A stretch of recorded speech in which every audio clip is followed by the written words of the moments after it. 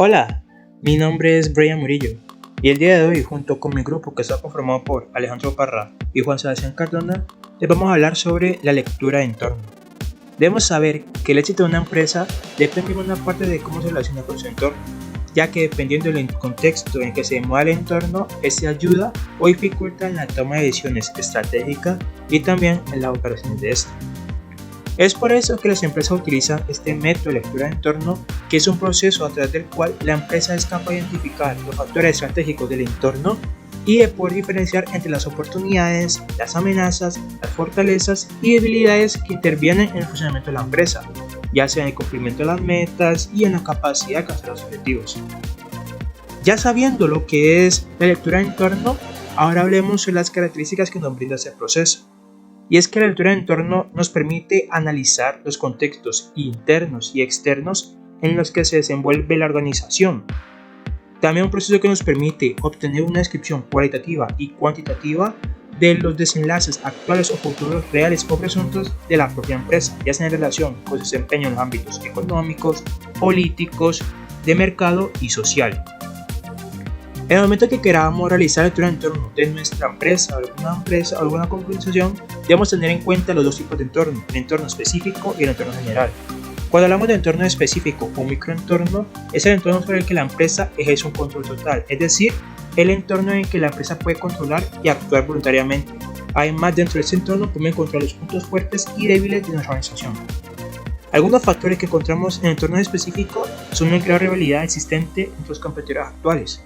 ¿Qué quiere decir? Que la rivalidad entre los competidores actuales lleva a las empresas a utilizar estrategias en precios, en publicidad o en nuevos productos para mejorar su posición entre el sector.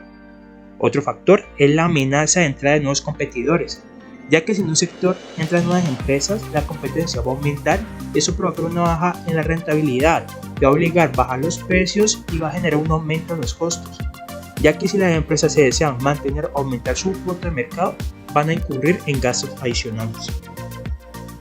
Otro factor son las amenazas de productos sustitutivos, ya que la entrada de productos sustitutivos en el mercado hará que los precios bajen para hacer frente a la competencia efectuada y por lo tanto baje también la rentabilidad del sector.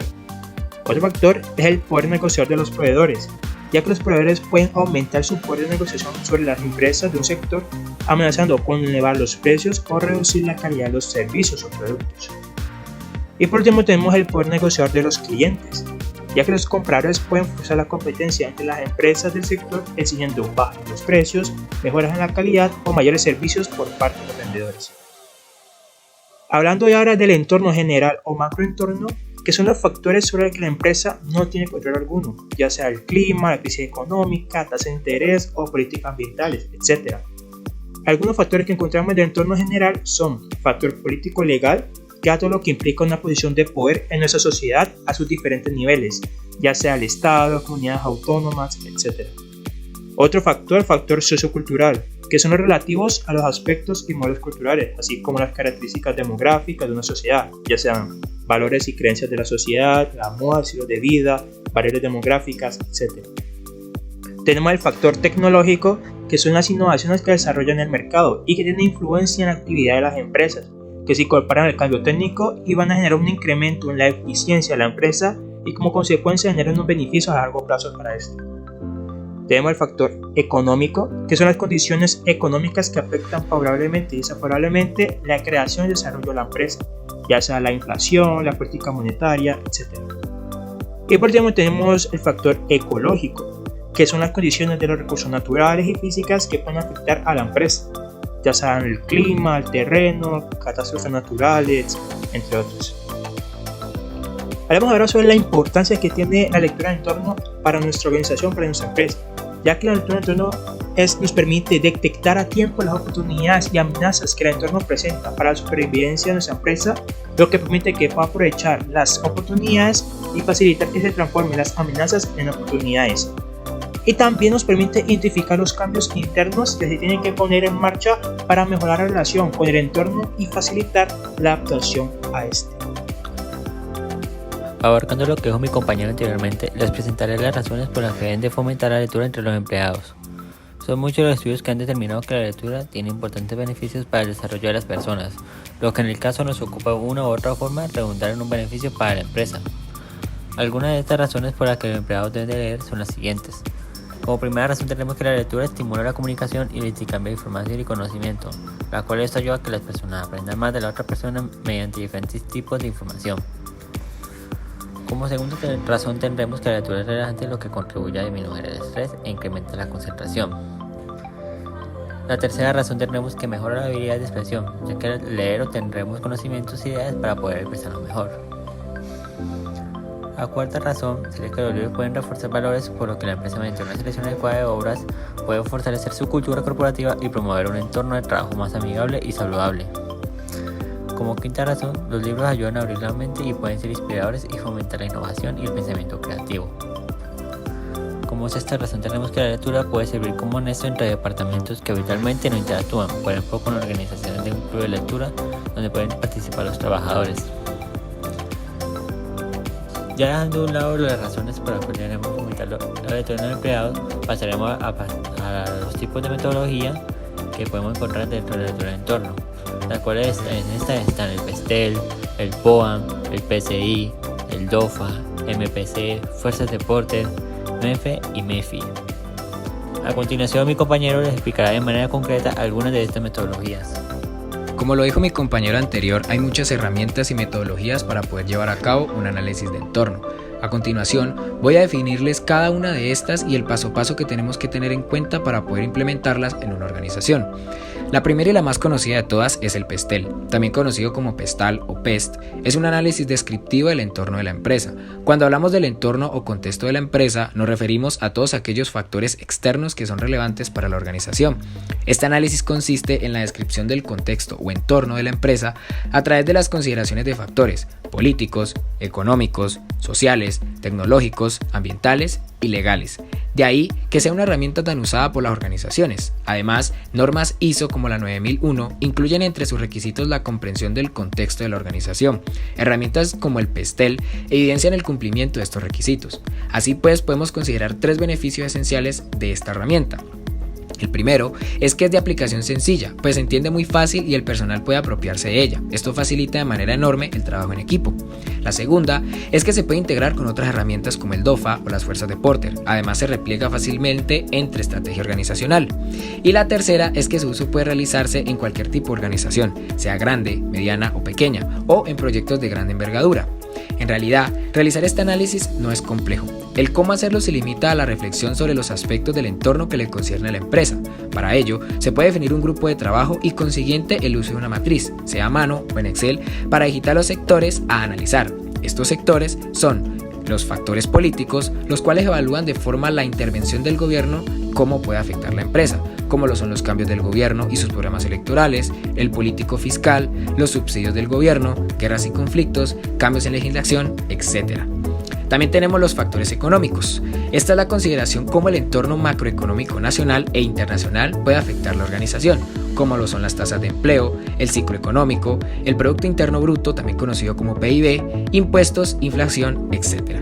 También tenemos los factores sociales, los cuales evalúan la cultura, la religión, creencias, hábitos, preferencias, etc. Aquí algunos ejemplos de ellos podemos tener lo que es el nivel de educación, modas, patrones de compra, creencias, religiones, etc.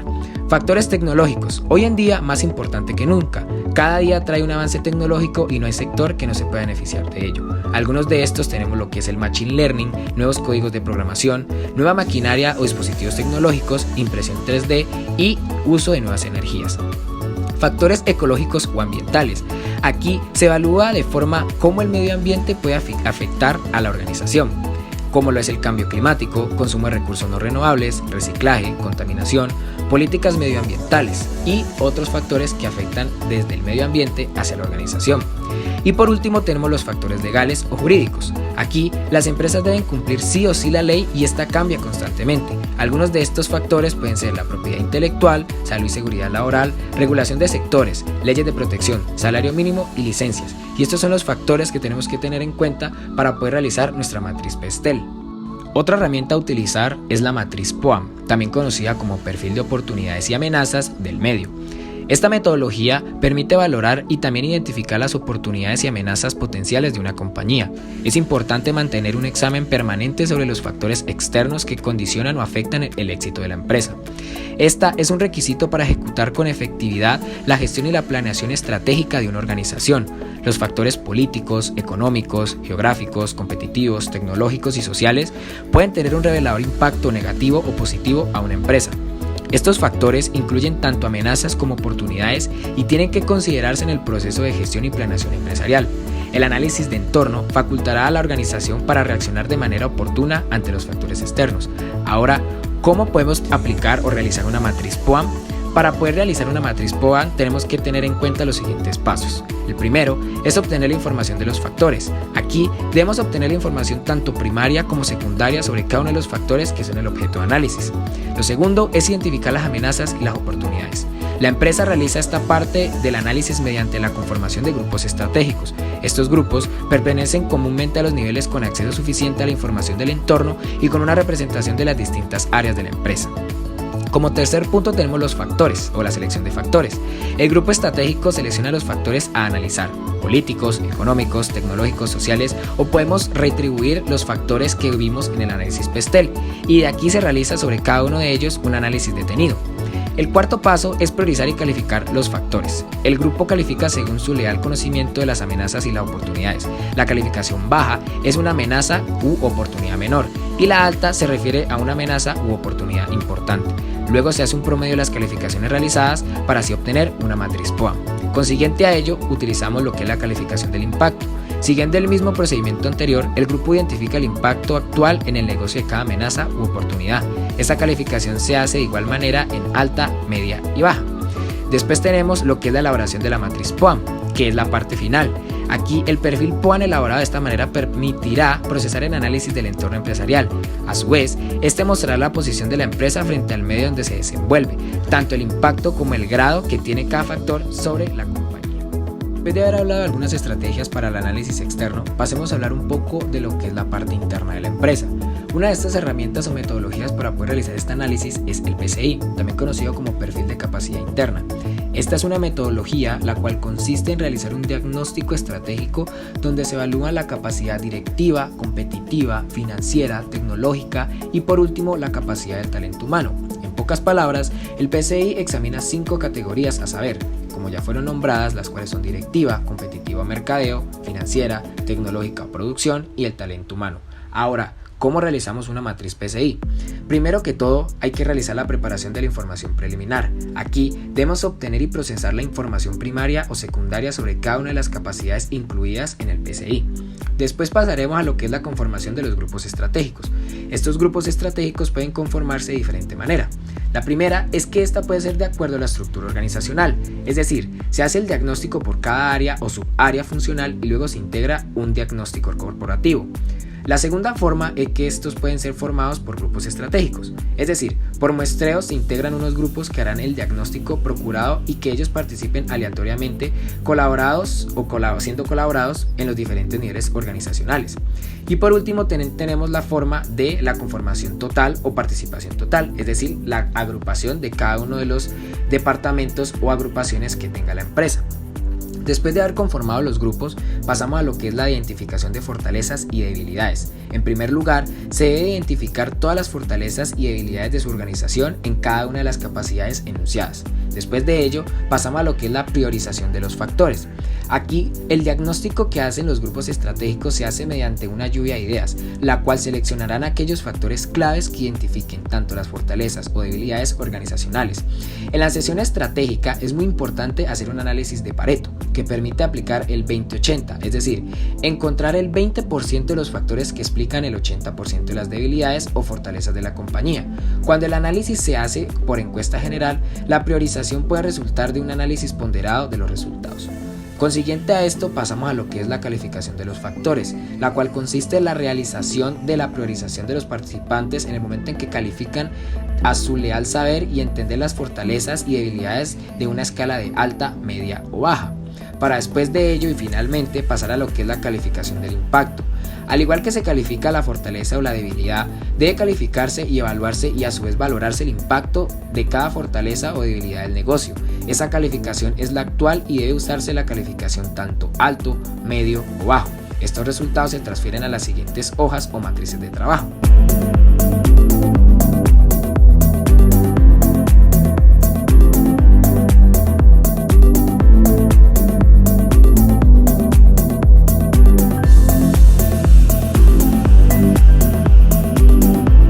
Una de las herramientas más utilizadas, aplicadas y conocidas es la matriz o análisis FODA.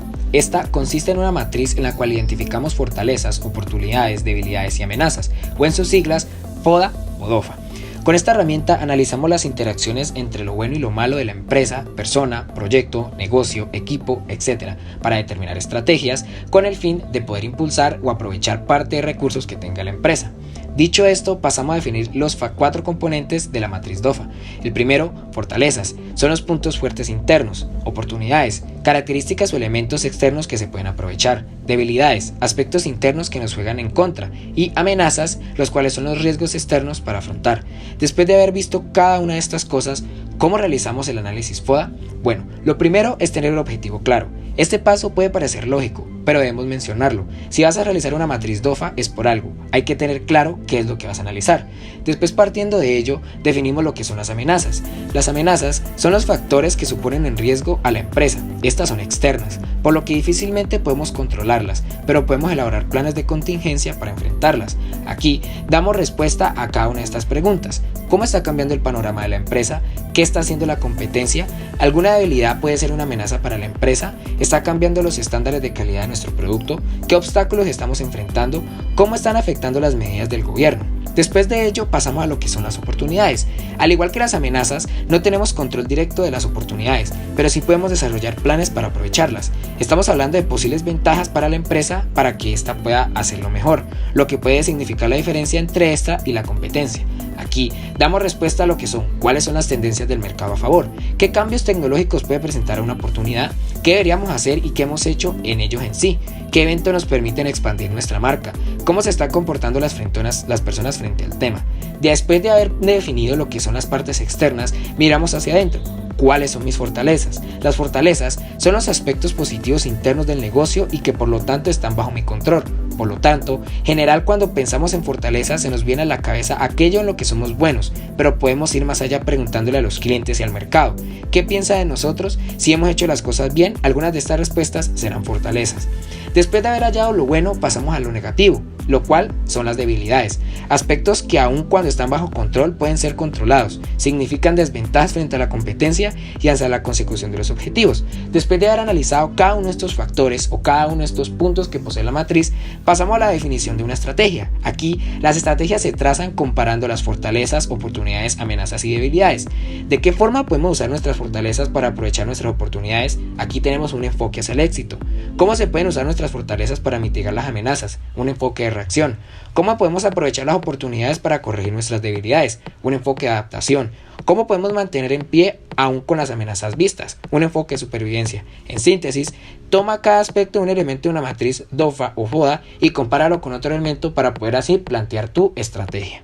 Última metodología o herramienta para poder llevar a cabo un análisis de entorno. Dentro de las más importantes tenemos las fuerzas de Porter. Las 5 fuerzas de Porter o modelo de competitividad ampliada es un modelo de competitividad creado por Michael Porter, ingeniero y economista de la Universidad de Harvard. El modelo establece un esquema para que una empresa pueda analizar la competencia que le rodea con la relación al sector al que pertenece, de tal manera que consiga generar estrategias para aprovechar las fuerzas competitivas y defenderse de las mismas.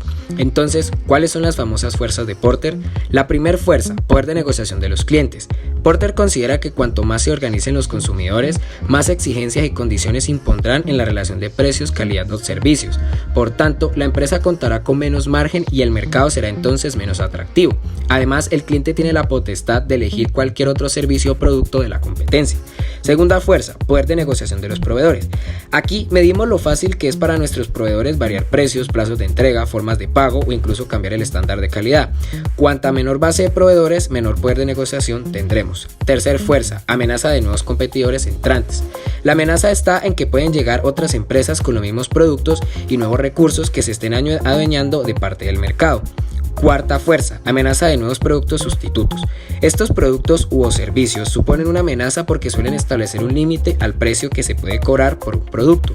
Debemos estar siempre atentos a las novedades de nuestro sector y a la influencia de dichas novedades, ya que estas pueden tener sobre todo un gran impacto en nuestra organización. Y por último tenemos la rivalidad entre los competidores. Este factor es el resultado de los 4 anteriores y es el que proporciona a la organización la información necesaria para el establecimiento de sus estrategias de posicionamiento en el mercado. Cada competidor establece las estrategias en las que destaca sobre los demás, de tal modo que una fuerte rivalidad se traduce en muchas estrategias. Ahora bien, ¿cómo podemos aplicar las fuerzas de Porter? Ya tenemos conocimiento del significado de cada fuerza. Para realizar el análisis tenemos que contar con un equipo de trabajo definido y con un conocimiento al sector al cual se pretende ingresar o al sector al cual se encuentra la organización. Para conservar el análisis podemos usar una hoja de cálculo, un formato de fuerzas de Porter, o un tablero dividido en 5 o usar un diagrama en Excel. Dicho esto, comienza a realizar el análisis revisando cada fuerza. Recuerda que las fuerzas las pueden afectar tanto positiva como negativamente. Pueden emplearse un marcador de color verde para los aspectos positivos y un marcador rojo para los aspectos negativos. Aunque no soy muy amigo de asignar los números a los aspectos, prefiero trabajar de manera cualitativa y no cuantitativa. Puedes emplear puntuación a los aspectos que se valoren por cada fuerza de Porter, digamos, en una escala de 5 a 5, siendo por ejemplo los valores por debajo de 0 a los aspectos negativos de la fuerza y puntuaciones por encima de 0 a los aspectos positivos. En conclusión, la metodología para hacer el análisis lo defines tú y tu equipo de trabajo. Todo gira en torno a pensar cómo afecta a la organización por cada fuerza y a partir de ello diseñar todas las estrategias correctas.